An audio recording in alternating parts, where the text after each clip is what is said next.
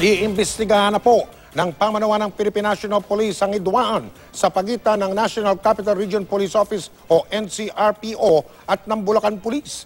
Yan ay matapos kasuhan ng Region 3 PNP ang ilang asset daw ng NCRPO, gayon din ang ilang pulis nito na sila ay nagsagawa ng buy-bust operation sa Bulacan. Nakatutok si Marisol Abduraman. Iginiit ng National Capital Region Police Office na lehitimo ang kanilang naging operasyon kontra droga sa Bulacan noong Martes.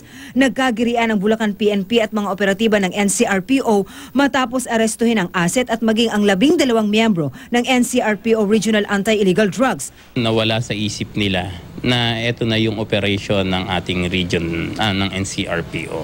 Nag-focus sila sa another information na binigay naman ng ating Special Concern Unit ng Region 3. Patunay daw ang mga dokumentong ito gaya ng Certificate of Coordination na galing PDEA at koordinasyon nila mula sa Police Regional Office 3. Sa katunayan, huli daw ng kanilang mga operatiba ang 10 kilong shabu na nasabat sa checkpoint.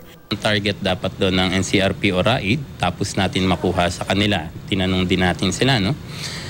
Ang target nila, supplier and the distributor. Itinuloy naman ng PNP Region 3 ang paghahain ng reklamong paglabag sa Comprehensive Dangerous Drugs Act laban kila Michael Lim at Rodel de Borja, parehong asset ng NCRPO. Obstruction of justice naman ang isinampa laban sa mga sangkot na pulis. Dahil sa hindi pagkakaunawaan ng NCRPO at ng Police Regional Office 3 na magitan na ang National Headquarters ng PNP, paiimbestigahan na raw sa kamkrame ang nangyari sa Bulacan. Bagamat nakalulungkot daw ang nangyari, bukas naman sa magkabilang panig ang gagawing investigasyon ng krame. Marisol Abduraman, Nakatutok, 24 Oras.